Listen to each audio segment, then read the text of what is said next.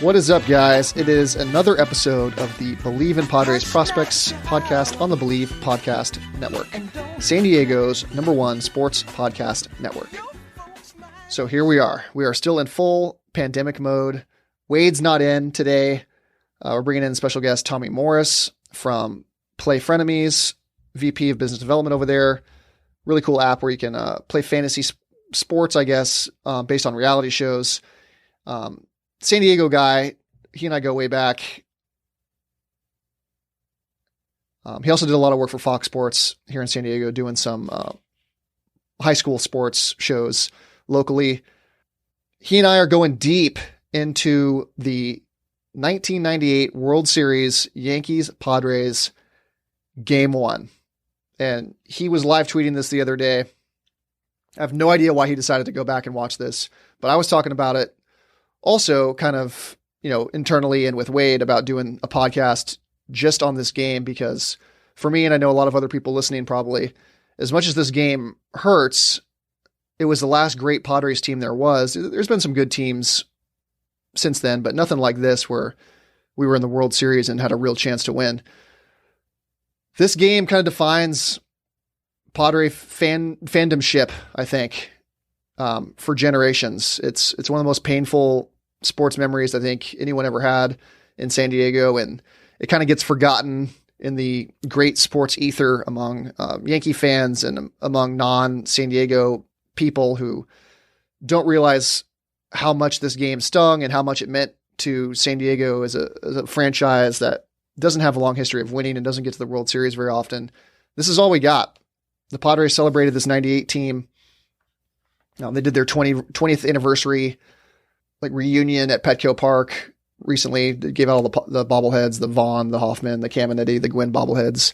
We've got those all up in the office here, by the way. But Tommy and I, deep dive on this game. We wanted to talk about it. I don't know why, probably because we hate ourselves, probably because we have nothing else to talk about on the show.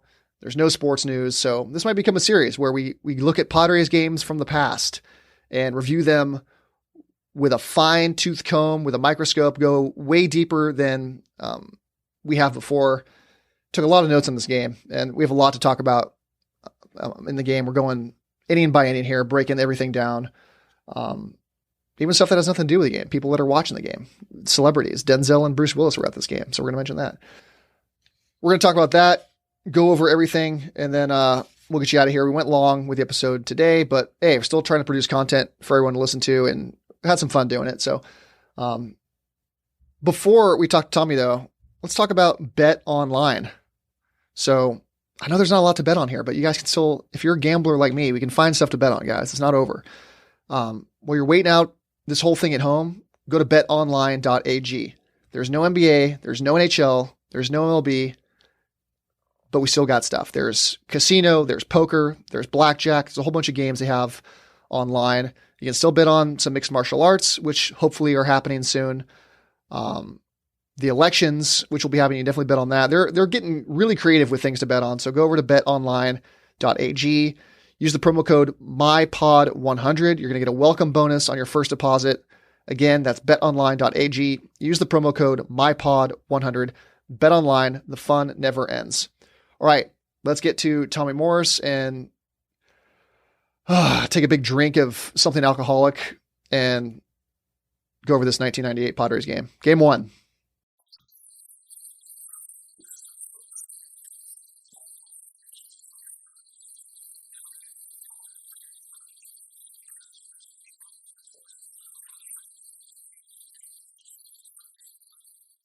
All right, so let's get into this. Tommy, welcome to the show. We are going to... Sorry, what's that? Thank you for having me. Appreciate it. No problem. Anytime. And it's crazy that you were live streaming, or you were live tweeting of Game 1 of the 98 World Series, right? Just by yourself? Yeah, that was one of my quarantine activities this weekend is I sat on my couch by myself and watched all 4 hours of that baseball game. So you found the YouTube stream with no commercials, by the way. Imagine how long. I mean, I forgot how long that game was. Imagine watching that thing live. I totally forgot. It was like 4 hours without commercials. With commercials, that thing must have been at least 5 hours. It's crazy.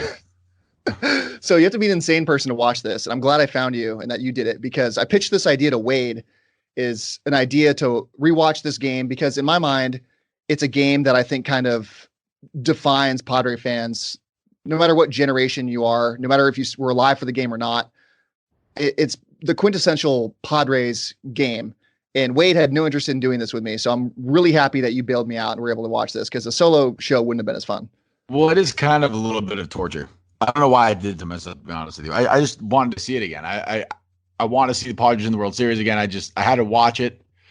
I remembered it, but it's a little bit different watching it again. I don't think I'd watched that game in probably like it had to have been. I want to say I watched it one more time since it happened, like 10 years after the fact. But that was the first time I like watched it and actually paid attention. It was more brutal watching it this year than it was watching it 10 years ago. Watching it live obviously was heartbreaking, but it was tougher watching it this year. Once a year, I feel like hating myself a little bit, and I'll watch the Tino Martinez grand slam in the 7th inning. But I hadn't really watched the whole game. It was a really good game. Just being objective, I thought it was a great game. It was a good game, and obviously it was a better game for the 7th inning. But it was. The first 6 innings were amazing. Yeah. Did not end well. Every time it's just one of those Captain Hindsight things. Every time, especially going into that inning, when you see Dave Stewart going to the phone, calling the bullpen, it just makes you like cringe because you know it's coming, and Donnie all Wall. of it. Just Donnie Wall. Yeah, Donnie Wall. He does not get enough blame, by the way. We're going to talk about Donnie Wall a lot later. When we're going to go through this entire game, I hope you're ready for it. And we're going to do a lot of Donnie Wall talk, and we're going to get to who deserves the blame most. So save all those hot takes for the end of the show. I will. But I want to know, because you're a couple years younger than me. This game was actually on my birthday, October 17th, 1998. I had just turned, 12?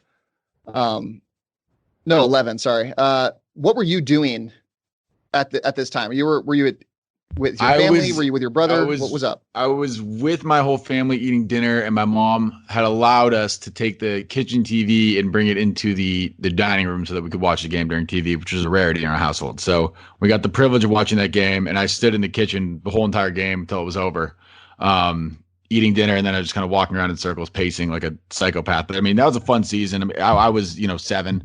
I remember, or no, sorry, I was 9. Excuse me. I remember wearing like the Padres bandanas. They gave away those towels in the NLCS. So I wore that as a bandana to school that day. I was so excited, and it just kind of it was a tough one. But the problem with this game too is it gave me enough encouragement to think that this could still happen. I mean, it was an away game. It's not the end of the world to lose an away game. It's game 1. Mm-hmm. It could still happen. And obviously we all know how the series ended. It did not still happen, but it gave me enough hope to think they could win one of those games in New York and then come back and maybe win one in San Diego, make a series of it. But it just did not end up being the case that way. You're a big sports guy. You played sports growing up. You're a good athlete. You're a momentum believer, right? Do you believe in momentum carrying through a series like this, even in baseball, where it's more of an individualistic sport than other team sports like basketball or football? I like in baseball, bats a lot like free throws in basketball. I don't think it's fair. It's because it's really the only sport where it's just you and the pitcher or whatever, but you're really in your head. Same thing with a free throw basketball. There's no really any other obstacle there. Same thing, kind of like golf swing too, right?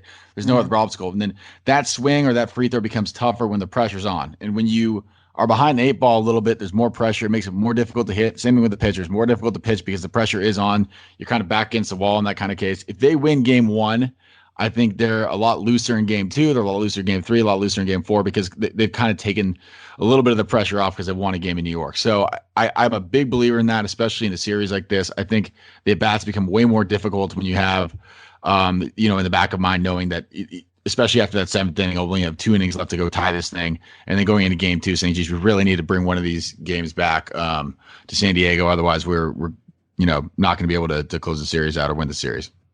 So do you believe there's an alternate universe where maybe the Padres can actually win the series just based off of this one game changing so much? 100% yes. I think Padres win this game. Answer. I think this series, Padres win this game. I think the series goes at least 7 games. I don't know if they end up winning it, but I believe it goes at least 7 games. It would have been completely different series. And I know we're gonna talk about that 7th inning. We're gonna talk about that one pitch, but I think completely different series if they come out of there in game 1 with victory. My takeaway, we'll talk more about it obviously, but I just thought the whole game the Padres looked just as good as the Yankees, even though the Yankees were considered the best team of all time. They won more games. They were breezing through the playoffs. The Padres, kind of the underdogs throughout the playoffs, and they just looked as good as the Yankees. And if those middle innings figure out that one inning, that they're step for step with they're outplaying the Yankees the entire game. So I'm a firm believer too that if things change just a little bit, there's a scenario where the Padres win this thing. But let's get right. We're going to do some pregame stuff with the announcers and all the stuff that's going on with the players and the teams, and then we're going to go deep dive inning by inning and break this whole thing down. Are you ready? Let's do it. So on the call, we've got Joe Buck. Looks great, by the way. Do you know he looks so young? Yeah, he looks so young in that video. I was thinking the exact same thing. I mean, Tim McCarver is still there. It was 22 years ago, but still, I was like, damn, he has had that job for 22 years. Yeah, and I don't think he's addicted to hair plugs at this point of his career. Not yet. Bob Brenly is there with Tim McCarver. So Bob Brenly thoughts. What did you think when you saw Bob Brenly? Bob Brenly was this was, if I'm not mistaken, after the Chris Davis quote unquote. Can I use the S word? This is a family podcast. Oh, you can say whatever you want. The quote unquote chicken shit bunt on Kurt Schilling's no hitter. I think this was right after that, if I'm not mistaken, wasn't it? I thought that bunt was 2001. Kurt Schilling on the Diamondbacks. Actually, you might be right. You're right. Yeah, you might be right. So a little foreshadowing to the hatred that Bob Brenly's going to have for Kurt Schilling or for the Padres as an organization. I just thought it was great. Every time I see Bob Brenly, it's the first thing I think of. Yeah, I was thinking it's so nice hearing Bob. He gets the job of, so McCarver talks about the Padres or the Yankees and how great they are, and then it's Bob's turn. Hey Bob, what about the Padres? And it's just Bob laying on the compliments. I'm like, Bob, love you, man. It's gonna be rough in a couple years for you when Ben Davis breaks up that no hitter. That was a great day, by the way. You want to do that game next? We could do that game in a couple weeks. We could do that game next. Yeah, it was just that one moment in time. It just too, and just going back to the announcers. I know we haven't gone through the game yet, but throughout the whole game, it's when the Padres took the lead. They were almost stunned at what they were watching, and that was kind of disheartening, and it was frustrating to watch or to listen to. It's like they gave him no credit at all going into the series. And no credit, even when they were winning in the late innings, no credit at all. And actually, we'll get to it too, but Joe Buck completely jinxes the game for the seventh inning. Ooh, I didn't write that in my notes, so you're going to have to enlighten me when that comes. Right. So before the game starts, they talk about both teams, the 98 Yankees, 114 wins, most in AL history at the time. Did the Mariners break that a couple years later? I think the Ichiro Mariners team broke it. They led the league in runs with 6. They led the ERA and also 382 is a team ERA. It's insane that they led both. So postseason, better ERA, 227 ERA for the staff. Opponents are only hitting 195 off of them. And they get Boomer Wells on the mound for game 1, who they had said they had won his previous 5 games. I thought he was a little bit hittable during the regular season. I don't have these great memories of Boomer being an elite starting pitcher. He had a 350 ERA during the year. But post-game pitcher, he was lights out the entire 98 postseason. Doesn't walk anybody, not a big strikeout guy, but doesn't hurt himself. Really solid, safe option to win a postseason baseball game. I was a little surprised. It kind of, I guess this is how it works out with scheduling and stuff with your staff. But getting the start in game 1, he's a guy that the Yankees were really relying on a lot in the postseason as their best pitcher. I thought that was a little unusual. Yeah, and it's got to be a weird game for him because he is a San Diego guy, and I'm sure in the back of his head he kind of wanted the Padres to, well, not win because obviously he wants to win the World Series, but I think if he were to lose anybody, he'd be happy to lose the Padres. Fortunately for him, I guess he didn't have to deal with that, but again, he was their number 2 guy pretty much throughout the whole season. Good, solid pitcher. Padres got unlucky because that meant that Pettit got a pitch game 4, and he was really their best pitcher that whole season. So Wells did look very hittable in this game. He gives up a bunch of home runs, as we'll get to later. He gave up 4 home runs, I think, in the postseason in general, which is kind of a lot considering he had a good postseason, which is kind of surprising. But again, a hittable guy, and at this point in his career, what was he? He was 35 years old. So one of they had a very veteran pitching staff with him and Cone, and then Hideki Arabu was 30, Orlando Hernandez 32, Pettit was the youngest guy at 26. So they had some older guys on the staff. I guess David Wells, like you're saying, I mean, he's got the postseason experience, and he really kind of lit it up throughout that whole postseason. But this game, I mean, he almost did. If they would have lost this game, it would have been on him. Didn't you hear during the broadcast that Joe Buck made a joke about Orlando Hernandez being 29? And he's like, yeah, really. And they were like, I couldn't believe they did that on a game of this magnitude in the World Series where everyone's listening. He's just joking about how Orlando Hernandez lied about his age. Yeah, you used to be able to get away with a little more stuff on the mic. So the Padres, they won the division in 96, had a pretty good team. Down year in 97 for whatever reason. Then sorry, I got my notes screwed up here. Down year in 97. Cam Nitty MVP in 96. Isn't he overlooked a little bit in Padres history? So here's my best take on Cam Nitty. Why is his number? I'm going to talk about his like credentials, but why is his number not retired by the Padres and someone like Steve Garvey is? So before you answer, let me make the case for Cam Nitty. So he's got an MVP, which no other Padre has. The next closest was Winfield, who would finish third. Vaughn finished fourth this season. Cam Nitty's MVP year hit 326 with 40 home runs, 130 RBIs. He was unbelievable. Switch hitter, Gold Glove caliber third baseman. Had a 7.6 WAR that year too. So I think that's the best season a Padres player has ever had offensively. Would you kind of agree with that? So here's why. Here's the counter argument. I would agree with you. It might be the best offense season Padres ever had. But of the 15 years he played in the major leagues, how many do you think he was playing as a Padre? Well, he played 4. Right. So that's kind of weird to me. Because again, I do kind of think of him not as a Padres lifer, but as a guy who spent a lot of time with the Padres. And then when you look back on it, it really wasn't the case. I mean, he was there just as long as a guy like Ryan Klesko. So I love Ryan Klesko. I do think it's a little bizarre because again, of his 3 All-Star appearances, 2 of them were as Padres. I think you have a case to make here. They do Cam Nitty giveaways, but it is weird to me. Yeah, you have a guy like Steve Garvey who wasn't really a Padre. He never gets retired. Doesn't make much sense to me there. I think Cam Nitty does have a case to have his number retired, but again, only being with the team for 4 years is just it's tough, and he's not a Hall of Famer. I think if he was a Hall of Famer, it might be different too. But only 4 tough, years. But best third baseman ever, best offensive season ever, only MVP. He's on the best team, arguably. I mean, that the Padres ever had. I think it's pretty safe to say this is the best team they've ever had.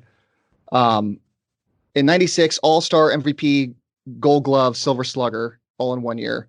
97, All-Star, Gold Glove. 98, actually kind of a down year for him. Battled some injuries, didn't win any of those awards, but only 4 years. Yeah, he probably doing a lot of cocaine that year too.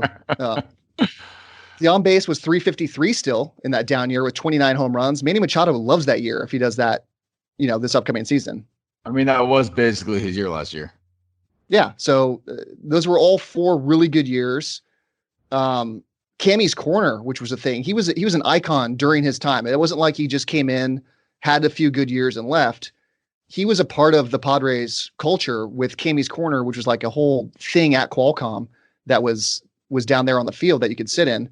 I don't know. I just thought he meant a lot to the community and the team. And even though he was there for just 4 years, it felt like he was a Padre, It'd be hard for me to argue against that. I'm with you on that. I just think, I don't know. Maybe the steroid stuff might have had something to do with it. Maybe they didn't want to have him in because of that. I don't think that's the case, but it would be a reason, I guess. I mean, is Barry Bonds' numbers retired, right? In San Francisco? That's a good question. I would assume it is. How could it not be? Yeah. Well, I mean, I don't know, because a lot of McGuire's numbers retired, and I assume Sosa's numbers retired. So I maybe the steroid argument isn't the best. I'm not sure why it's not retired. That's a good point. You kind of won me over with that argument. He's got an argument to make here. Also, him being deceased. I think if he was alive, it might help a little bit more because he could be around the team. I know that sounds weird, but I think he would be one of the next guys in line to make the case that their number should be retired. So 97 is the year that it's the middle year that they're kind of down. They go 76 and 86. The Marlins win the World Series, kind of behind Kevin Brown. How the hell does that happen twice? I'm serious. I always think about how the Marlins won 2 World Series. Great question. I have no idea. How do you win the World Series and then tear it down and then win another one a couple years later? I don't know. It's impossible. Whatever. So go on. So this leads to the first big Marlins fire sale. Kevin Brown is the big piece that ends up leaving. The Padres trade for him. Do you remember anything about that trade? I remember it, to me, it was okay. The Padres actually want to win now because Padres traditionally have been sellers, and when you see them make a move like that, you kind of get excited. So it to me was this is for real this time kind of trade. So I was pretty amped when that happened. Dave Dombrowski, GM of the Marlins. That surprised me when I was looking this up. Kevin Towers, GM of the Padres, obviously. He's in the last year of his deal. Kevin Brown, he's making $4.8 million. Kevin Towers says, we feel like we got one of the top 2 or 3 pitchers in the game, and he was absolutely right. They traded Derek Lee, Rafael Medina, and Steve Hoff, and the last 2 don't really matter. It's Derek Lee is the guy that kind of mattered here. He was the young prospect. He was, I think, 15th in the league in terms of prospect rankings, I think, according to Baseball America. Had a good little season, 15 years in the league, had a couple all-star appearances, got some MVP votes. He was a good player, but I think the Padres clearly, even if it's just 1 year of Kevin Brown, I think this was a no-brainer deal. Yeah, I mean, he's pretty much one of the main reasons why they even got there. And then in this game that we're about to talk about, he deserved to win this game. He did everything he could to win this game. It's a shame he didn't get that W in game 1 because he did nothing wrong pretty much. I'm just going to run down his season in 98. So 16th in MVP voting for starting pitcher, which is awesome. 257 innings with 257 strikeouts. You don't see that anymore. He becomes a K per 9 guy, so he actually gets better this season than he was in the 97 season. ERA at 238, 106 whip, 3rd in Cy Young voting. Behind Hoffman. Did you realize that? Trevor Hoffman, second in the Cy Young voting. Hoffman only blew 1 save that year, I think, right? He was 53 for 54 in saves. Glavine wins it. But Brown had by far the most WAR of any of those pitchers. So Brown's WAR was 8.6 that year. Glavine 6.1 and Hoffman 4.1. This wasn't really that close. It should have been a Kevin Brown Cy Young. Why would they give us a Glavine? Just because he was on the Braves? The Braves were a better team, I think, and I think they won maybe 6 or 8 more games than the Padres did that year, and so they just give it to the best pitcher on the best team. It's kind of a lazy thing they do. Yeah, but the Padres ended up being in the World Series. True, and do they announce those awards after the World Series? I don't remember. No, they don't. You're right. Crap. But, I mean, look, Kevin Brown had more innings than him. He had a lower ERA. Mm-hmm. I mean, what else do you want? He seems like a no-brainer to me, but... Last thing before we get into... I'm not going to get in arguments about things that happened 22 years ago. Tommy, this is what we have to do right now. So this is all we have to do for the next couple months is argue about things that have already happened. What's crazy? If you look at these stats, Maddox was almost better than Glavine. What was Maddox like that year? Maddox had the lowest ERA at 2.22. He had 9 complete games. He had 5 shutouts. He pitched 21 more innings. He had an argument more so than Brown. The only difference is he won 18 games and Glavine won 20, which pitchers game winnings is stupid. Doesn't mean anything anyway. But the win stat, love the wins. It literally means nothing. But I don't understand. If I was Maddox, I'd be pissed. Like, dude, I'm better than this guy, and we're on the same team. I don't know what you want from me, but I'm lower whip, lower ER, everything. Everything's better. I don't know what. Last thing we're going to do before we get into the game. So lots of pregame stuff to talk about here. Tony Gwynn, we have to acknowledge how they got here. Tony Gwynn, how did the Padres beat the Braves? It's because of one guy, and it's because he absolutely owned the trio of Glavine, Maddox, Smoltz. And there's a whole bunch of internet stuff going around that, talks about how the stupid Tony Gwynn stats, which are, the things that I love reading on the internet more than anything, are probably just Tony Gwynn things that Tony Gwynn did during his career. They're really fun. And the ones against the best pitchers of all time, Glavine, Maddox, Smoltz, are some of the best. I mean, I'll even take you back one more. I'll take you back to the series right before they beat the Astros, because the Astros just traded for Randy Johnson, and it was a big deal. And they beat him in game 1, 2-1. And then, because again, you only got to win 3 in this one. And then they beat him again in game 4 with Sterling Hitchcock. So beating Randy Johnson twice in the same series. I don't know if that's ever happened to Randy Johnson ever again in his life, but they beat him twice. So beat him twice in the same series. Unbelievable. Yeah. So Maddox, Gwynn's numbers against Maddox. Maddox is famous for not walking anyone. He walks 1.8 batters per 9 during his career. He walked Tony Gwynn in only 107 plate appearances. He walked Tony Gwynn 10% of the time, which is nuts. Was never able to strike him out. I think he struck out 3 times in 100 plate appearances. Batters hitting against Maddox hit 245. Gwynn hit 415 with an OPS of 997. Against Glavine, 105 plate appearances. Tony hit 303 with 741 OPS. And then against Smoltz in just 75 matchups, hit 444 with over 1,000 OPS. And watching this game, he looked so comfortable in the world. He looked like one of the best players in the world, which he was. It was really sad that he didn't get more opportunities on this stage, because watching this game, he looked like the best player. It was nuts how good he looked in this game. Yeah, and this would be the last time he ever got to play in a game like this. And I think it was last 38 at the time. Yeah, he was 38 years old. Really was a shame. And then in this game 1, he went 3 for 4. So he, again, another guy who did everything he could to get them to win. He just did not. And he hit a home run, which for him was kind of rare. So he did everything he could. It hurts me to see the fact that he didn't get one, or even just, I know they won one game in 84, but the fact that he couldn't get one game out of this series. And I know he was excited to play in Yankee Stadium. They talk about that in the broadcast as well. And he couldn't pull one off in front of the legends out there at Monument Park. It's too bad. Not getting one was really sad. It just, and now he's gone. Also, just it makes it even worse. And I wanted it so bad for Tony. The lineup for the Padres: Kilvio Veras, Tony Gwynn, Greg Vaughn, Cam Nitty, Jim Leyritz, Wally Joyner, Steve Finley, Carlos Hernandez, and Chris Gomez.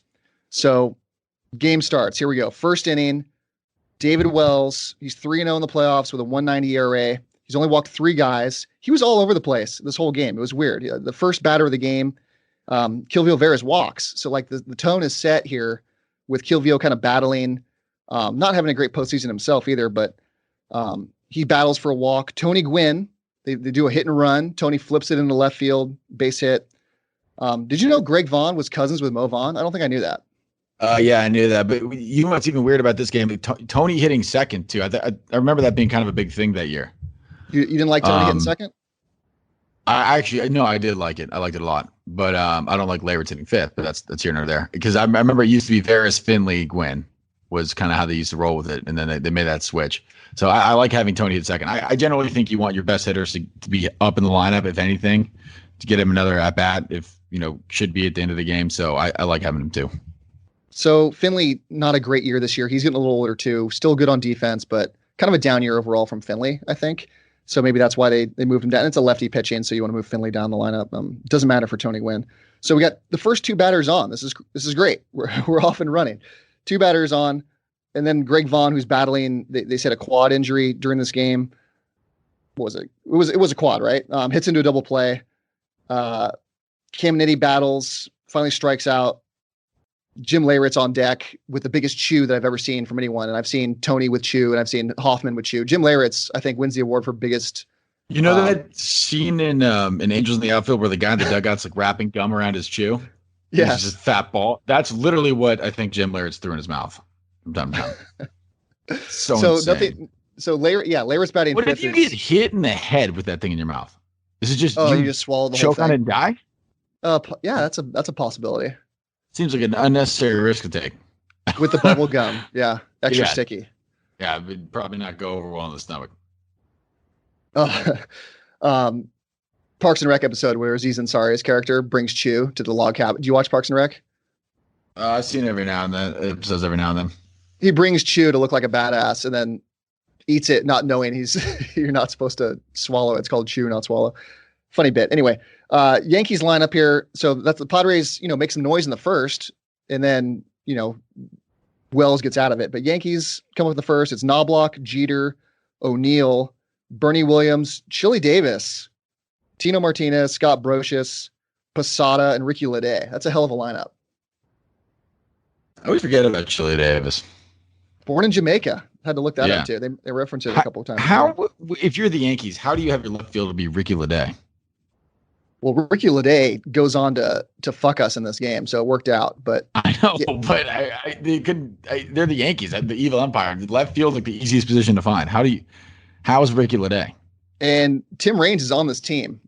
He's really old. He's 38. He's Tony Gwynn's age, but Tim Raines, I guess, I didn't look up Tim Marines numbers, but he's just sitting on the bench. You don't hear from him the entire game, and Ricky Lede gets the start. I don't know. Kevin Brown gets the start. He's pitched 25 innings in the postseason. He's got 33 strikeouts. He's even better in the postseason somehow. Rich Garcia, who's behind the plate, is having a terrible game. And it starts first inning, and I think it's worth noting because it's some foreshadowing here. He was having a bad game from the first inning. Did you notice that at all? Yes. It wasn't pretty. So Chuck Knobloch ends up popping up to Chris Gomez. Jeter ground out to second. Paul O'Neill, who what do you think of when you think of Paul O'Neill? I think of the episode of Seinfeld where he hits 2 home runs for that kid in the hospital. Yeah, I thought about that. I also, when I was rewatching this game, I was surprised that he was their 3-hitter. I forgot that he had third for them. Like, he was pretty good, but he wasn't 3-hitter on the best team ever. 3-hitter on the best team of all time. Yeah, that was kind of threw me off a little bit. But he grounds out to short, and it's a really easy inning for Kevin Brown. Uneventful first inning, but the Padres make some noise. Well, okay, I'll give him a break here. It looks like he hit 317 that year, so with 24 home runs, I'll give him a break. Fine, let's get enough numbers. Yeah. Between innings, we get to see Alec McBeal hanging out at the game, wearing a $35,000 Babe Ruth hat that David Wells bought. So my thoughts were like, what the fuck is going on here in this game? We're showing Allie McBeal sitting with a Babe Ruth hat, first row. I thought that was funny. That sure used to be huge. There's a little product placement there. Was that on Fox? Because we got a lot of Fox stuff to talk about. Yeah, it was a Fox game, because then they make fun of the fact that Billy Crystal, they show him and he doesn't have a show on Fox. But yeah, Alec McBeal, I don't know, is she a lawyer or something? I don't really remember. That sounds never right. appealed to me. But yeah, it was a big time show. A little before our time. So Jim Leyritz is up. So Jim Leyritz's batting stance jumps out Goofy at you. Is so goofy. It's literally like if you had a comedian impersonate what they think a baseball player looks like and try and act like a wonky asshole. There's no way that him doing the thing where he rotates the bat around a circle helps in any way, shape, or form. And then he points his toe towards it. All of it just looks so stupid. I bet if he had a normal batting stance, he would have lasted in the league way longer. With the left leg stretched way out, like he's trying on a dress or something. It was I couldn't handle it. It looked like the Instagram influencer pose. He grounds out to first, and they kept commenting about how David Wells was throwing so hard. He was 93 to 95 all night. So I was just thinking to myself, what a different era where the guy throwing 93 with the fastball is getting complimented for how hard he's throwing. It's such a different game now. Yeah, they used to not want to throw their arms out after 3 years. So the guys now don't really care. They just blow them out, and then they take a muscle out of their ass and shove it in their elbow and just go to work again. That was not commonplace back then. Do what works, if a muscle in your ass helps you throw harder, then do it. Wally Joyner's up. He strikes out on a slider that's about 3 feet out of the zone. Steve Finley, first appearance, one of my favorite Padres of all time. He rips a double. So we got a runner in scoring position for the second straight inning. First 2 innings, we got runners on. And then Carlos Hernandez, who I don't really have that many fond memories of, pops out first pitch and the inning's over. So Padres, another wasted opportunity to get on the board early. I know it doesn't really matter too much in this game because they score, plenty of runs to win, but straining runners in scoring position on the first 2 innings in the World Series, game 1 has to hurt a little bit. My fondest memory of Carlos Hernandez, I think they did like a 10-year reunion of this team in 2008, and they were all wearing the uniforms, and Carlos showed up with a leather jacket on top of his uniform. Good luck. I don't really know what the move was there, but he must have been feeling himself that night because he had the leather jacket on top. But good defensive catcher. Always a good defensive catcher. Yankees come up, second inning still. Bernie Williams grounds out. Sammy Sosa makes an appearance, getting interviewed between batters. Looking pretty short, looking browner than he is right now. And back when he was still loved, everybody still loved him. He was getting like a parade in Chicago, like by himself. People forget Sammy Sosa was a beloved character in Chicago, and now he's an outcast. So I thought that was interesting. No, I don't think he's that big of an outcast. I think they didn't invite him to. They didn't invite him back for that 90 whatever. They were celebrating some thing that happened with the Cubs, and they didn't invite Sosa back. Wow, really? I didn't know that. They're distancing themselves. The corked bat thing hurts him a lot. If he didn't have the corked bat incident, I think Sosa has a much different post. That was clearly his batting practice bat. Clearly. I cannot think of a worse excuse than that. Yeah, it's my batting Um, practice back, so I can hit sick home runs of batting practice for the fans. Get out of here, dude. Just you got. That's it. it's not a good Just look. own it. Yeah, Chili unbelievable. Davis, second up. He gets a hit off KB, so he's on first. Um, hits one off of Kevin Brown's leg. So do you remember that when this happened? Do you think that affects Kevin at all for the rest of the game? Because it was hits it in the fly on the fly off of his shin on his plant leg. You think that has to matter a little bit? Well, yeah, he did walk the next batter, but and then he had two walks this inning actually, but I don't know. He did strike out Scott Brocious. I think probably got in the back of his head a little bit, but I don't think it really mattered that much. Yeah. So Tino, as you mentioned, he walks. Brocious strikes out. Posada. I made a note here. The umpire was really struggling again this at bat. There's a very high strike zone in this game, I thought, overall, and we're going to notice that later in the seventh. But pitches that are knee high are getting called balls for some reason. Ricky Lede comes up, rips a double that scores two, and now it's 2-0. The ball's fair by a foot, so there's another thing that just doesn't go the Padres' way. They're leaving runners on.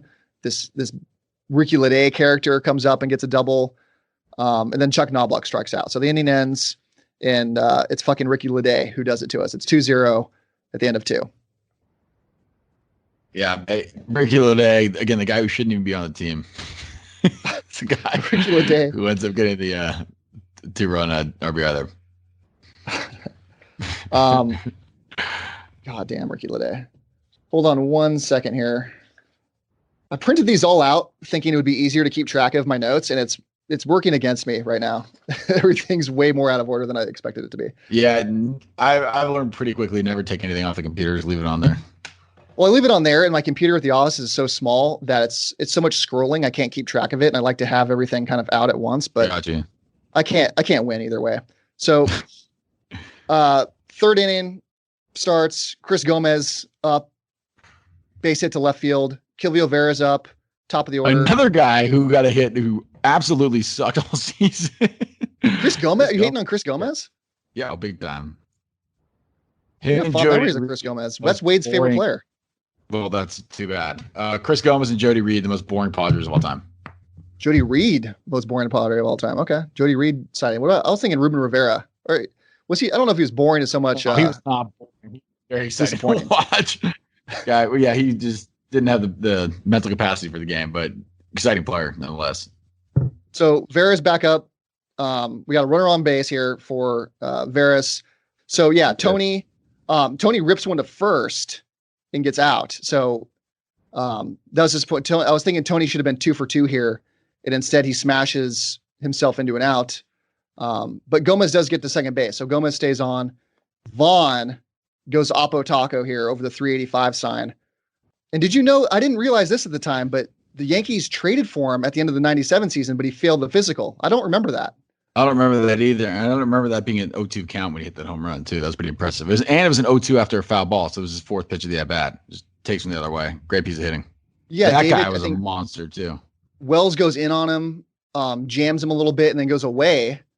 And then he wasn't surprised at all. Just sticks his bat out there, flips it over the right center field. That dude was unreal that year. 50 home runs, obviously. On so many steroids, I'm sure. Had to be. He was hanging out with Caminiti. Him and Caminiti, I bet. I bet there's some really good stories in the vault about those two guys. Yeah, if those bathroom walls could talk. Cammy's up next. Strikes out. So not a great year for Cammy, not a great game for Cammy, but 11-year-old Ryan was having a great time with tying it up here. This was the moment that you noticed the Padres really belonged. Is the first home run, they tie the game. It's the World Series. Like, how could you not be excited? Like, we have a chance to win this game now. Right. Third inning, we got 24-year-old Derek Jeter coming up. Announcers were already stroking him so much, even back then. I couldn't believe it. Most overrated player ever. We've talked about that on the show a whole bunch. He really sparked this Yankees kind of dynasty. He was on his rookie year, I think, was 96. They win. They skip 97, but then they win 98, 99, 2000, and then they lose 2001. So that's 4 titles in 6 years, and Jeter's there for all of them. And I think that Jeter was not a necessary piece for any of those teams. I think they win these without Jeter. I agree. I mean, it's the Yankees, dude. They have so many good players. They don't need to have a full lineup full of dudes. I mean, Gwynn has to like carry the Padres. I know Greg Vaughn had a good year too, but you got like one or two dudes basically carrying the whole team to the World Series. That to me is impressive. Hitting second on the Yankees or third on the Yankees, not whatever. Who cares? So he flies out. He doesn't really do much this game either. Paul O'Neill flies out. Bernie Williams battles for a little bit. Nothing.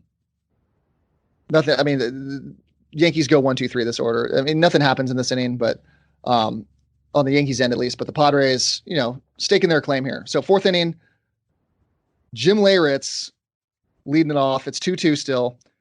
They did a little Affleck trivia question. Did you happen to catch this? Did you know who the first Padre was or the only Padre to ever win a World Series game? No, I already forgot the answer, but I do remember watching the Affleck trivia question. I had to write all these things down because they were hilarious. Andy Hawkins, game 2 of the 84 World Series. Of course, I could forget. Yeah, the great late Andy Hawkins. He might still be with us. I'm not sure. Who knows? Wally Joyner comes up. So Leyritz strikes out. Joyner's up. Doesn't look good against Wells all night. Wells is just kind of messing with him, but uncharacteristic Wells, a little wild too. And Wally, makes contact here, but doesn't have a kind of forgettable night too. Gets one in the left field for an out. And then Finley, who has one of the 4 Padre hits up to this point, grounds out to first. And that's the Padres' fourth. Again, nothing really happening for the Padres in this inning. Slow inning. These are those middle innings where, when the pitchers kind of settle down a little bit, and you'll see for like the next 3 half innings, it's just kind of cruise control for both guys. Yeah, and that's what we're seeing here in the fourth. It's 1-2-3 for the Yankees. Chili Davis, Tino Martinez, and Scott Brosius actually gets a hit into center. Finley has to range pretty far to his right to get it, bobbles it. Brosius gets a little froggy and goes to second and gets gunned down by Finley. So that was a pretty exciting play too. Finley was a great defensive player, man. I mean, even though he was a little bit older when this game happened, I mean, he was one of my favorite Padres ever. Fifth inning, I always want to call him Cesar Hernandez. Why am I calling him Cesar Hernandez? Carlos. Player. Carlos. Long fly ball down the left field line, so that's out number 1. Gomez pops up, your favorite guy. And then that's 6 in a row they mentioned by David Wells up to this point. Kilvio Veras comes up. So that's where was this the jinx? Because Kilvio Veras comes in and gets a 2-out base hit. No, the jinx happened before the 7th inning. Okay, well, they jinxed pretty effectively David Wells here, who had retired 6 in a row. And then Kilvio gets on, and then here's the Gwynn bomb that I was referencing earlier. Gwynn hits one off the upper deck, and you see Tony hit this ball, and you're thinking, why can't he do this all the time? I didn't understand why Tony couldn't have been an annual just 20 home run hitter. That's in 1998. That's a reasonable thing to expect from a guy like Tony. I think he kind of stuck his claim where he needed to be. Especially with all the steroid guys, I don't think he wanted to get kind of lumped in with them. I think he kind of had his own little niche of just hitting singles, so he stuck with that. But nowadays, people probably frown upon that. It's like, dude, just hit the ball over the fence as many times as you can. That's all you need to do. Yeah, I wonder what Tony would be like in today's. I'm sure he'd be a 300 hitter, but also in the 20 to 25 homer range. That wouldn't. I think he would. No, I think he would hit below 300, hit more home runs because that's what they encourage you to do now. I mean, they don't care about strikeouts anymore. Tony never struck out, but they don't care about that anymore. So I think he would have been more of a power hitter if he was around playing right now. Hurting his WAR a little bit long term. He was never a big walker either. Do you notice that? He's like a sub 7% walk guy pretty much his whole career, and that's why his on base is so low relative to his batting average. His batting average is career 338 hitter, but the on base for a guy that hits that high, sub 400, kind of hurting his career WAR. Not a walker, doesn't strike out, but did hit like a machine. Yeah. I think there's something to that. I know that the numbers guys don't like it, but I think there's something to having to have the defense on their toes all the time. It's frustrating for the pitcher when the ball gets hit. It's kind of a mental thing when you see the ball get hit off the bat, even if it's not, necessarily grooved over the fence. Just the ball being put in play. I think it is a big momentum builder for the rest of your team. But just going up there and just striking out, it's just like, dude, like I don't know. I mean, the analytics are not going to back me up on this, but I think there is something to just hitting the ball, putting it in play. Again, even if your on base percentage is pretty similar to the guys who strike out and walk, I think there's something mentally there with the balls being in play, and especially with the guys on base. You want the ball in play to help For sure. Yeah, it's a runners. much more valuable thing to do. A base hit is much more valuable than a walk when there's runners on base. I think it's the thing analytics doesn't really, talk about enough is the value of the base hit versus the walk. They're not the same. It's not a 1-for-1 thing. Exactly. So Vaughn gets up here. It's 2-2 now after this Tony Gwynn home run. No, sorry. It's 4-2. Vaughn, first pitch, absolutely crushed it. David Wells is shaking his head before it even lands. And now it's 5-2 Padres. So the fans are dead silent. The fans that get rowdy at the beginning of the game, they're rowdy much later in the game. And you sense the tone change. They are dead quiet. And the Padres, fifth, we're over halfway through this game now. We're up 5-2 against the best team ever. This is a huge moment for the Padres. This is where I started to feel pretty good because you started to see the wheels coming off of David Wells. You think maybe he's going to come out of the game. They're going to have to go to the bullpen. They're not going to want to waste the good guys in game one. This is where I started feeling pretty good about this game. Yeah, and somehow David Wells survives through 7. He ends up going 7 innings. He kind of settles down. Caminiti gets up there. Wells takes him to 3-0. He looks like he's lost him. He's going to walk him. And then, a bad call here, a bad call there, which I definitely took note of. And Cammy pops out to left. And that's the inning. So it's not like they were really pushing for more, but to get, the 3 big runs here, or 3 big runs here, pretty important for the Padres. Yankees up. They're getting out hit by the Padres so far. They only have 3 hits off of Kevin Brown. Kevin Brown has been dealing for the last couple innings. So for fucking Ricky Lede. Except for Ricky Lede. Posada gets up. He grounds out. Ricky Lede, the Padres killer, another hit here, singles to right. Chuck Knobloch turns the lineup over, follows up with another base hit to right. And now Kevin Brown all of a sudden looks like he's in trouble. Jeter, who's nothing this whole game, slow grounder to short. Chris Gomez handles it with ease. Paul O'Neill's up. Joey Hamilton is warming in the bullpen at this point, which is interesting. What do you think of when you think of Joey Hamilton? Guy who does not, he had that weird combo of having a baby face but also having a goatee. And he's like just such a bizarre look. That's literally all I think about when I think of Joey Hamilton. So Paul O'Neill grounds out the second, so Brown gets out of it. And that was a chance for the Yankees. When we were just talking about how good we were feeling in the 5th inning here after scoring those runs. Kevin Brown comes out, shuts the door on the bottom half of the 5th, gets out of a jam, potential runs. These opportunities don't come along all the time in the World Series. You have to take advantage of them. Kevin Brown gets out of it. 2/3 of the game is over, and we're looking pretty good. I got to take a quick break, do an ad, and we'll get right back to you. All right, taking a quick break here to talk about True Classic Tees. Love the True Classic Tees. Love them as a sponsor. Great for the show. Guys, style is changing.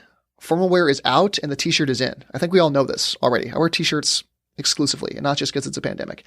True Classic t-shirts are the best. It's based in LA and they're a t-shirt company on the rise. So if you want to jump in on a new t-shirt company, they're really comfortable. They're really cheap. Only $15. They hold up in the wash. They're soft. They're versatile. Wear them out. Wear them to work. If you're still going to work, if you're at home, wear them around the house. Like I said, $15 standard, but now you can get them for less because you're listening to the show and we've got a promo code you can use. Go to trueclassictees.com and use the code at checkout BELIEVE, BLEAV. You're going to get 20% off. That's BELIEVE, BLEAV at trueclassictees.com. All right, back to Tommy. All right, 6th inning, Jim Leyritz flies out to right. He's doing nothing. Wally Joyner, they mentioned how he was hitting lefties this year pretty well. And I always have memories of Wally hitting lefties well, not really a platoon split guy. Hits really well with runners on base and in scoring position. Where'd my thing go? So he actually gets a walk here out of David, which is strange because again, he's been looking lost all day against Boomer, and Boomer doesn't walk anyone. It's a really weird day for Boomer as a pitcher. Really weird day. And Wally, a guy who also inhabited that 2 hole for a little bit, if I'm not mistaken. They tried him Yeah, in I there. loved Wally in the 2-hole. That's a good point. But when you have Gwynn, Vaughn, Caminiti, it's kind of hard to find a place for Wally at the top of the order. He also had one of those old timey baseball stances. It looked like a 50-year-old man playing like tennis. You know what I'm It's a talking great about? call. Kind of slaps at it. I don't know where they were teaching that, but that was, I feel like all of the 60s and 70s, that's how guys used to swing the bat. And, Wally kind of was pretty much one of the last guys to swing the bat like a backhand in a, rec league tennis tournament. So Wally gets a walk here. Finley's up. And I made some of these calls at home plate were absolutely terrible. Finley line drive to Tony Martinez at first, and then he doubles up Wally Joyner, and that's it. We miss another opportunity here. A hard ball hit by Finley results in nothing, and David Wells escapes. Fox 25, the news they were showcasing plane misses runway somewhere. I want to know I want to figure out what happened there. Salucci's witch warning. I have so many questions. Who is Salucci, and what's this witch? Is that a show? Do you remember this? No. And then tailgating tips. I want to know what their tailgating tips were. Probably make sure your plane doesn't miss the runway before you get to the game.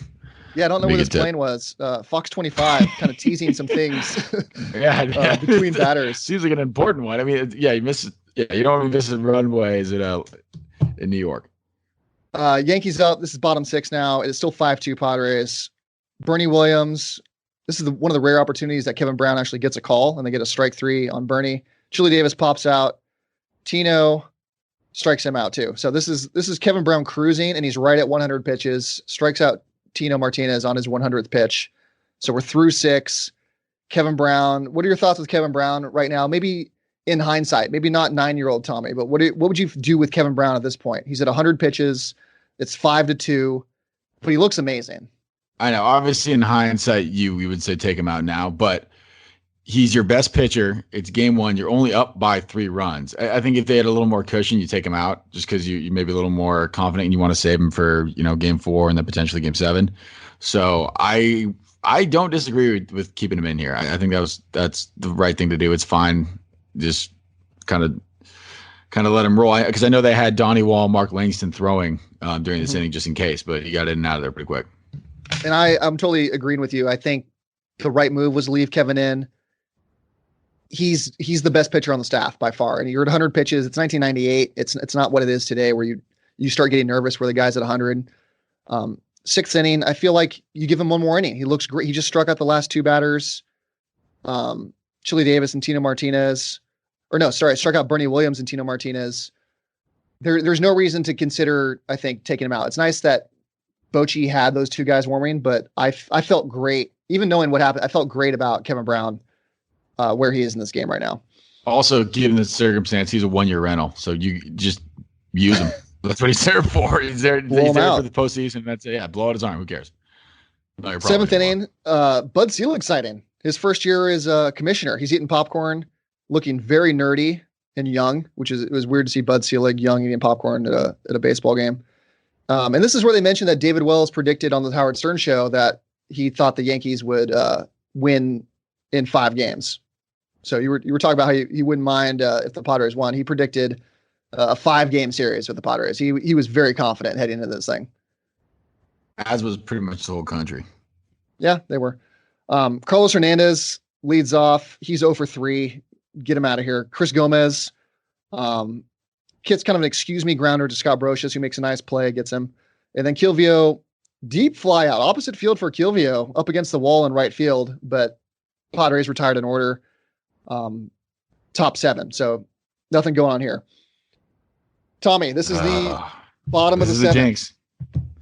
This is what the people were waiting for. Bottom 7 Yankees. It's 5-2. Where's the jinx come in? You want me to just get going here and then you break in with the jinx? No, the jinx was before the inning started about Joe Buck was saying something like, no one thought the Padres could do it. Don't tell them that. They're up 3 runs here and this is the World Series and blah, blah, blah. And then this all went to shit right after that. Like, what is a nightmare of an inning? Yeah, it is an absolute train wreck of an inning. And it starts off great. First pitch, Scott Brocious ground out to second. So I'm thinking to myself when I'm watching this game, Did I remember it wrong? Was I watching the Tino Martinez play from a different game? Like, I think they're going to win this game somehow. Like, 32-year-old Ryan is convinced that the 98 Padres are going to win this game. Posada comes up, base hit to right, and this is when I started questioning, okay, Kevin Brown, 6 1/3, 6 hits, 2 runs, and he's at 106 pitches right now.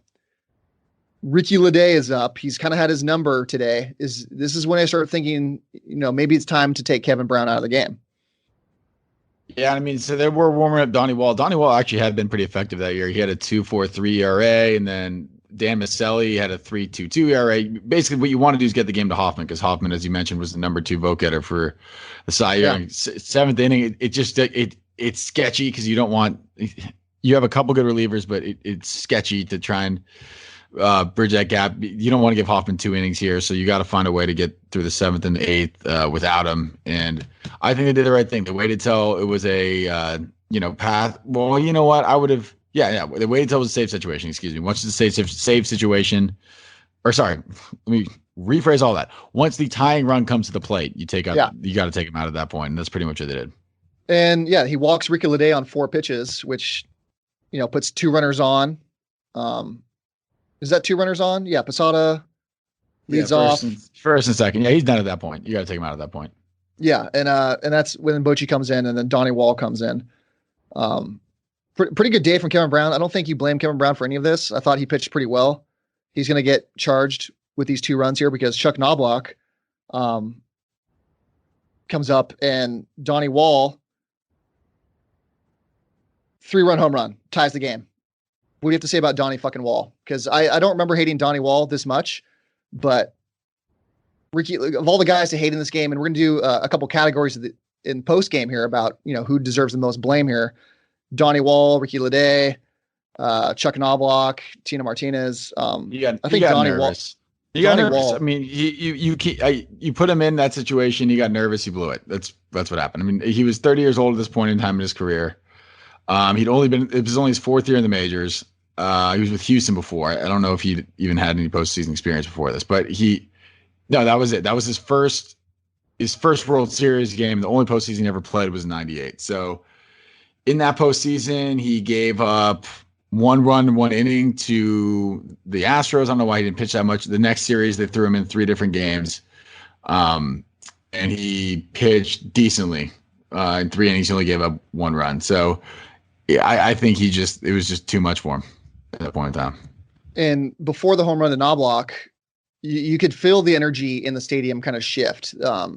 Kevin Brown comes out, fans are starting to get a little antsy in their seats. The tying runs at the plate. And then the home run just kind of shoots everything, blows everything up here. And then Jeter, next pitch, base hit, and then Bochy sprints out of the dugout to go get Donnie Wall. And that's it for Donnie Wall. He comes in, gives up the home run immediately to Chuck Knobloch.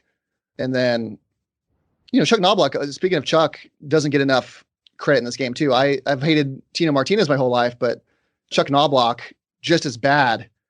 That home run down the right field line, or the left field line, not a guy that I have memories of hating so much, but from now on, Chuck Knobloch is right up there with Tino. Yeah, you almost forget that it happened in the same inning when you think back on this game. It's 7-run inning. It's a crazy inning. There's so many things happening. Chuck Knobloch just gets forgotten a little bit. It's a weird thing that happens when we remember this game Chuck Knobloch wasn't a part of it for me. Same. So Bochy comes out, sprints out. Mark Langston comes in out of the bullpen. I thought this was hilarious. He comes walking out of the bullpen, and the camera cuts away when he's walking through center field, but he wears his jacket, I think, the entire way into the infield. I thought that was a burly boss move by Mark Langston. Paul O'Neill comes up. This is not the best move here. This is the one, because you're putting in a starting pitcher who throughout the season had an ERA over 5, close to 6, in the tied World Series game. He was 37 years old. That to me that's not the best idea. Let's put it that way. You have other guys in the bullpen who are used to coming out of the bullpen. You have Dan Maselli, who's, like I mentioned before, has an ERA of 3.22 this year. Why go with the? And then you mentioned earlier, Sterling Hitchcock was warming up, who would have been a better option too. Why go with your worst pitcher, arguably? just an old guy who's an innings eater, or supposed to be an innings eater, and that's your move. I don't know. I guess that's the move. And I think my family was with your family at Tio Leo's one night, and we saw Mark Langston eating dinner and got his autograph. Do you remember that? No, but wherever that autograph is, I'm sure it is burned to the ground somewhere. I'll have to talk to your brother about it when this is over. We'll see if he remembers being at Tio Leo's and seeing Mark Langston. Shout out Tio Leo's. I don't think they're around anymore. So Paul O'Neill, the B- version of Chevy's. A little more ethnic than Chevy's, but yeah. Well, because Chevy's has a tortilla maker and Tio Leo's doesn't. Oh, I didn't know Chevy's had that. I haven't been to a Chevy's, I think, in 15 years. So I always used to watch tortilla maker. So I think the only reason, obviously they want the lefty matchup against Paul O'Neill. He comes in, does the job, gets Paul O'Neill to fly out to right, and now there's 2 outs, and it's 5-5, and this isn't the end of the world yet. The Yankees came back, they tied the game up, but with 2 outs here, let's get out of this and then see what can happen in the Yankees bullpen. Bernie Williams comes up. He's a little weaker on the right side, so he has to switch over to the right side. Not really worried about Bernie Williams in this situation. But where do I have fucking Bernie Williams? Wild pitch. Oh, that's what happened. So Langston, yeah, it's the wild pitch by Langston. So Jeter gets to second. That really screws everything up here, doesn't it? Because now you have a runner on second base who they have to change the signs now. You have a runner in scoring position, puts a lot more pressure on the pitcher. That wild pitch really screwed things up, I think, trying to get out of this inning. That was the worst thing that could have happened. Yes, because then they felt like they needed to intentionally walk, which I understand the move, but yeah, so they intentionally walk. I understand, but I don't. I don't think I'm not a big fan of doing that with 2 outs. Yeah, so now you're putting another runner on base. Now it's first and second. It's a tie game here, so it's only the 7th inning. All these runs still matter. It's not like it's the 9th inning. Right. And wild pitch happens on the wild pitch makes the count 1-1. So it's not like these down 3-0. You just go get him. Just go get him. I don't understand the thought process of putting another guy on with 2 outs. Yeah, and it's Bernie Williams from the right side or Chili Davis from the right side. And Chili Davis, they talked about in the broadcast, is a much stronger hitter from the right side. And he was only hitting right-handed for most of the season because of an injury. Yeah, so it's another questionable move here to intentionally walk him. Langston falls behind early and then ends up walking him to load the bases. And then it's Tino Martinez is up now. So now the bases are loaded. It's 5-5. Just a minute ago, it feels like it was 5-5 with 2 outs, a runner on first, and we're going to get out of this. And now it's 5-5, 2 outs, bases loaded. It's a pretty terrible situation to be in. Even with Tino Martinez up, you got lefty, but this is the worst moment, I think, in Padres history right here, and kind of the inspiration for this entire podcast episode. The Tino Martinez at bat. So we're going to break this down pitch by pitch here. He is hitting 184 in the postseason. They talk about it throughout the broadcast, how terrible he's been. Ball 1, curveball, low and outside. Ball 2, it's 2-0. So Langston, great job, falls behind early. Fastball in the corner, which is... So this is okay. This is the pitch. So if you follow me on Twitter, this is the pitch that I think was the reason for the home run. So this pitch missed. This pitch, I wrote that in my notes too. He's down 2-0, fastball in the corner, I think clearly misses, and he gets the call. It's 2-1. Right. So then he's going to get a make call later. I think that pitch right there was the reason why you're going to see what happens on 2-2. Yes, the next pitch is a foul ball, makes it 2-2. And then the following pitch, which couldn't, I don't think look any more down the middle than it actually was. I don't think anyone's disputing. They show an aerial view, and it catches all of the plate. Freezes Tino. It's got a little wrinkle in it. I don't think it's a true fastball. Is that like a little baby curve, or was that do you remember what pitch that was? I mean, I think it was just straight right down. I don't think it had much of a wrinkle into it. Maybe Tino wasn't expecting it, but it looked like right down the middle at the knees. And it was, and I didn't think we got much support from the analysts calling the game or the broadcasters calling the game. I thought it was an obvious pitch right down the middle. Bochy's in the dugout, cursing immediately under his breath.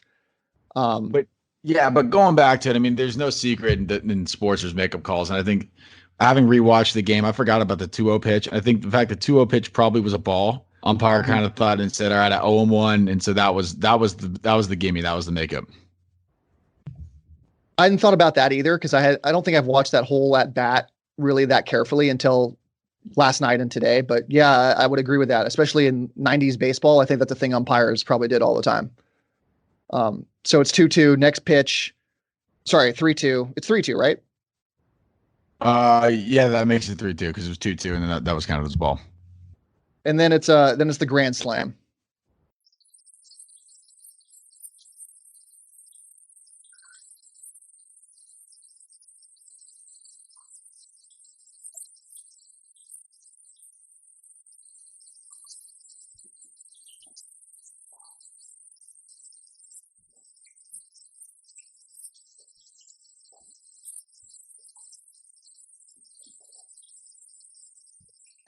I don't know why we're doing this to ourselves. It was a gut wrenching feeling, even rewatching this, knowing it's coming. I still feel bad watching it. Yeah. I mean, I feel bad just watching Mark Lynch in this game, but that's here nor there. So the Yankees bat around. It's now 9-5. Brocious, who led off the inning, who got out on the first pitch, now flies out to center field the next pitch. 9-5, that's the inning. Still remember it, it hurts just as much as it did then. It's 22 years later, and I'll probably be complaining about that pitch.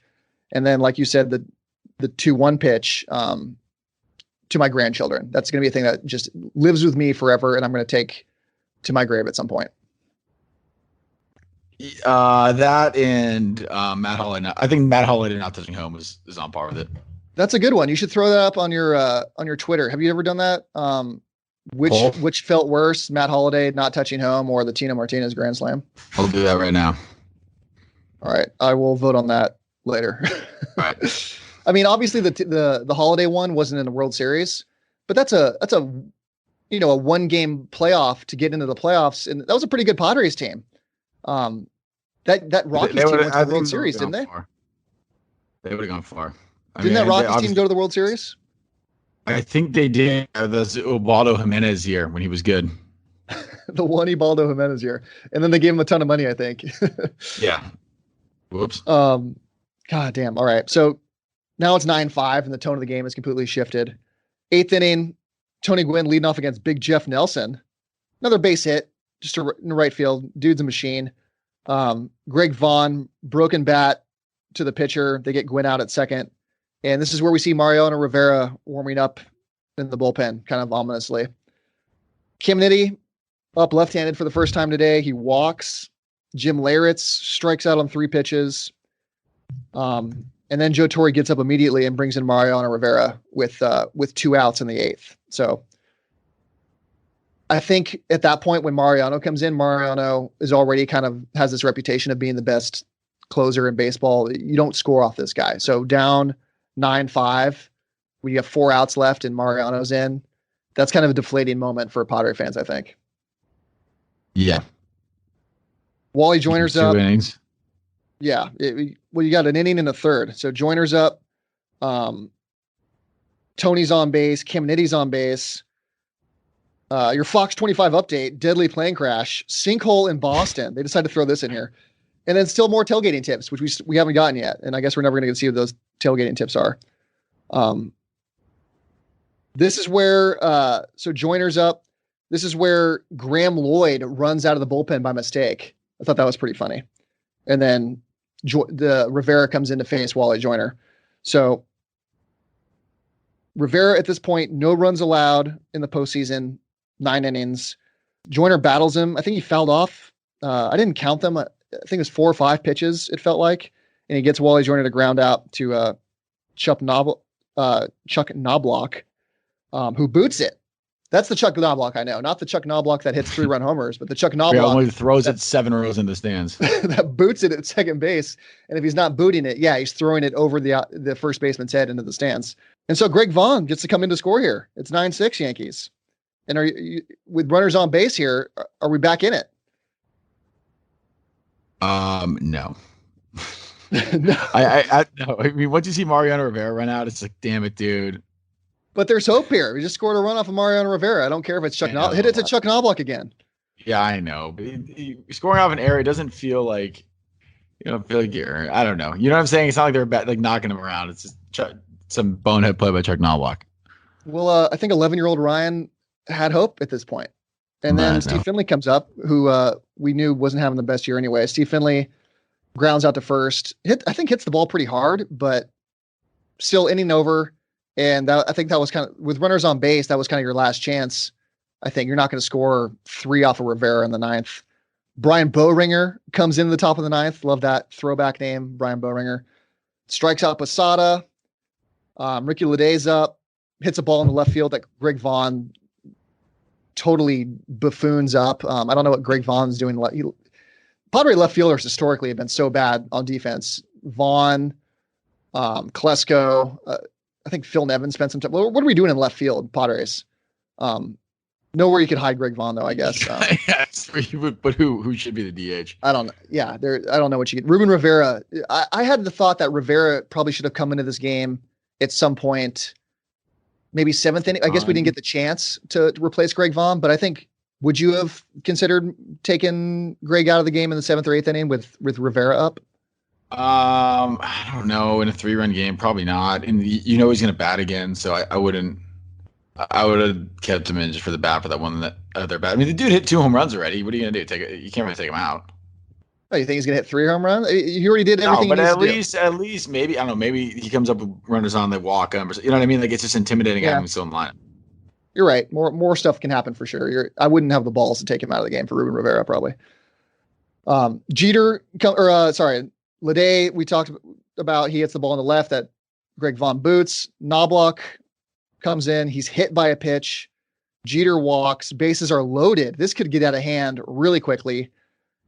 Paul O'Neill is up, and they bring in Randy Myers out of the bullpen just to get the one out here. The last lefty the Padres have. O'Neill strikes out. It's a huge out. 4 straight sliders. That was the second out, and then Bernie Williams strikes out. So Randy Myers, kind of the hero here in the top of the bottom of the 8th. Where the hell was he in the 7th inning? Yeah, very different game if you bring in Randy Myers instead of Donnie Wall. Randy Myers, by the way, also left-handed. Mark Langston. Yeah, that's a great point. What was Randy Myers doing in '98 that had him relegated to? Well, I guess he actually had a worse ERA, so I guess I'll shut up. His ERA was 6.28. That's pretty terrible.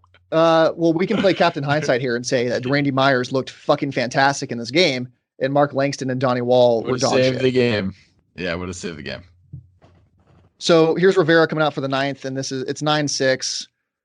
Due up for the Padres. We've got Greg Myers pinch hitting, so off to a really good start here in the 9th. John Vanderwall is on deck. John Vanderwall sighting, and then Kilvio Veras. Swings like an idiot. And not surprisingly, the Padres go down 1-2-3 to end the game, and that's it. And we know that from there on, Andy Ashby starts game 2. He has like flu-like symptoms or something in game 2. They get blown out. Never really a game, and they go on to get swept, and that's history. Telling you, man, they get this one. It's different. I agree. I'm not saying they win the series, but I think they get this one. I think it's a much different series. Obviously, game 1 on the road, you steal, that changes everything. And you can talk to me about, it doesn't really matter. They swept them. They were clearly the better team. I'm not saying they would win either, but I think you have to acknowledge that the series is very different. So let's get into some post-game categories here. I know we're going long, but I don't think it matters. I think people need some content here. And if you are a self-loathing Padre fan, like we are, then you're going to enjoy this. So post-game categories, who do you blame most? Who gets the rotten bag of dog shit for this game? We talked about a lot of guys, but who stands out? It's gotta be Donnie Wall, to be honest with you. I don't think that's fair because it's not like he had a bad season, but he put them in a really, really shitty spot. And Langston blew it also, but once it's one of those things we were talking about at the very beginning, the momentum. Once the wheels start falling off, it just becomes an avalanche. Yeah. And especially against a team like the Yankees, it's arguably one of the best teams of all time. You can't let that happen. So initially I thought it was Tino Martinez, and then rewatching the game, it becomes apparent that Donnie Wall was a much bigger factor in the game than I remembered. What about home plate umpire? I'm looking for his name here. I mentioned it earlier, but yeah, that's just an old timey baseball thing. That's an easy cop out, but that's an old timey baseball thing. Just throwing it out there. I would agree. I think you have to give the award, the bag of dog shit on fire award to Donnie Wall. I think he becomes the GOAT, the original meaning of the word GOAT, which is the guy you can blame for this game. So I think we're in agreement here. Donnie Wall. Sorry, Donnie. Most memorable moment, maybe just in general, and then maybe one for the Padres.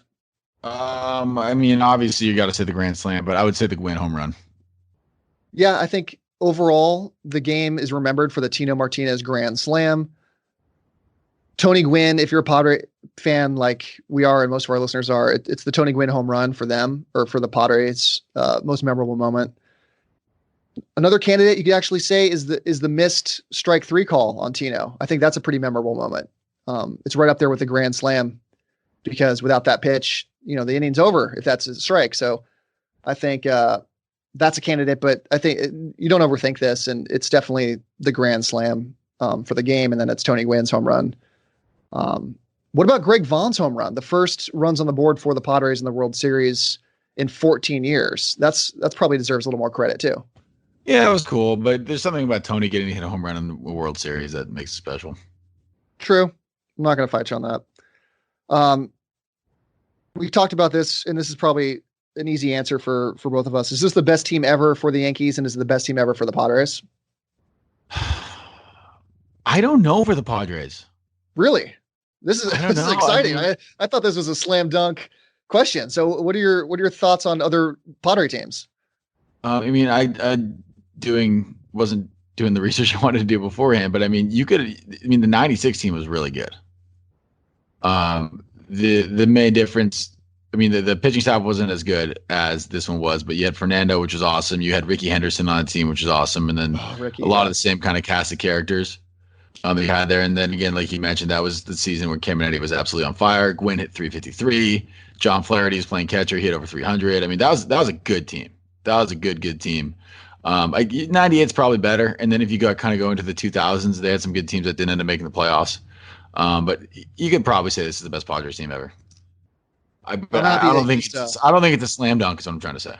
Okay. Yeah. I'm happy you brought someone else to the table, because I really had nothing else for great Padre teams. 84 is way before our time. I wouldn't feel good giving a recap of the 84 team. I don't know enough about them, but they kind of squeaked by the Cubs too, just to get to the World Series, and got kind of smoked by the Tigers, but voice cracking all over the place right now. MVPs of the game. The 2016 was pretty good too. That was the Jake Peavy Triple Crown year, right? That was Piazza's. Yeah, the Adrian Gonzalez was on that team. Josh Barfield actually played well that year. Vinny Castilla, remember we had him for a little bit. Yeah, it was a good year for Dave Roberts. It was a good all around team. And yeah, pitching staff wise, Peavy was pretty. I know that wasn't Peavy's best year, but they were decent. They ended up winning 88 games that year. But yeah, it's tough to argue the fact because they won 98 games. In the season we're talking about right now, 98. So it's kind of hard to argue that. 2006 wasn't Peavy's Cy Young year? No, 2007 was Peavy's Cy Young year, I think.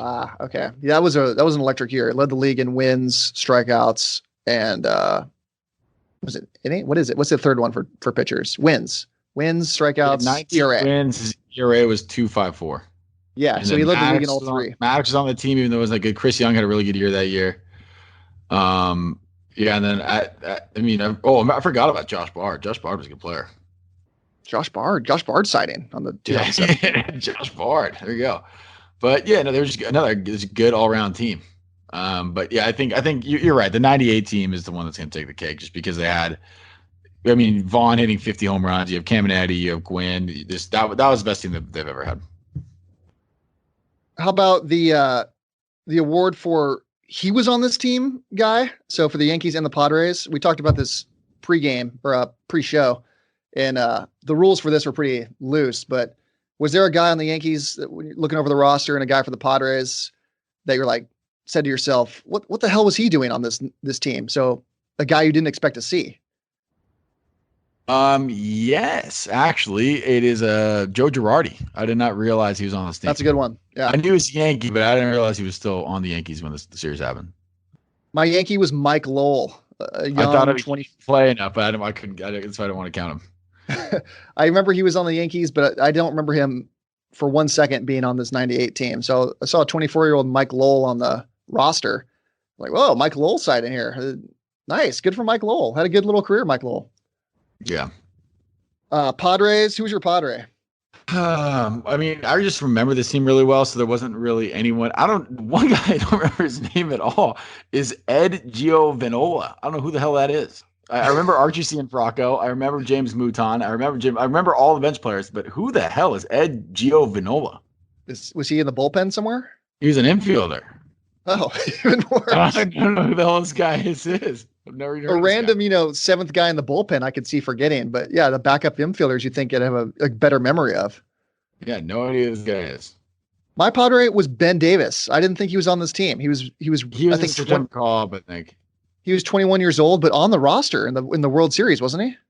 I don't know. He had one at bat during the regular season, so maybe he was. Good for him. Yeah, Ben Davis. Yeah, much more known for his time later, breaking up a big no-hitter by Curt Schilling. But I was surprised that Ben Davis was even on the roster at any point during the '98 season. I didn't expect that. And Matt Clement too. Shout out to Matt Clement.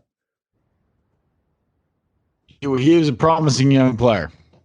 He was. Him and Oliver Perez back. I thought they were going to be the foundation of that staff. Oliver Perez is still playing baseball right now. Did you know that? How amazing is insane. That? I still think of him as like a 21, 22-year-old though. Weirdest name. Being left-handed must be nice. What's the weirdest name you saw on either team? Weirdest name is in what?